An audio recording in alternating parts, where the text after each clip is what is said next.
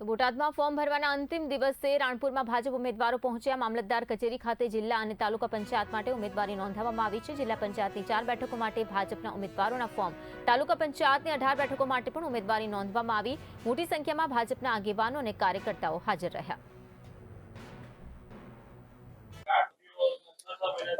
નાગને 11 માંથી ઉમેદવારી નોંધાવી છે ને પાર્ટીએ જિલ્લા અને પ્રદેશનો આભાર માનું છું કે મને ઉમેદવારીનું ફોર્મ ભરવાની તક આપી છે અને જાણવા મળ્યું જે બાકી કામ છે તેને આગળ વધારશું અને એવું તો ખાન ખરીદની ચોરીની એવું તો મારા ધ્યાનમાં નથી। જે કહે છે એ થતું હશે તો એને કાયદાની રૂએ બંધ કરવામાં આવશે। 6% જે કંઈ અત્યાર સુધી અમારા આગળના જે ભારતીય જનતા પાર્ટીના ઉમેદવાર હતા એમાં જે ઘટશે કામની બધી પૂરી કરવાની કોશિશ કરીશું। ભાજપની ઉમેદવારી પહેલા તો ભાજપ પરિવારનો આભારી રહીશ કે નાની ઉંમરે મને જે જવાબદારી રાણપુર સીટની આપી। આગામી સમયમાં રાણપુરના વિકાસ માટેના હર હંમેશા જે પ્રયત્નો થતા હશે તે કરશું।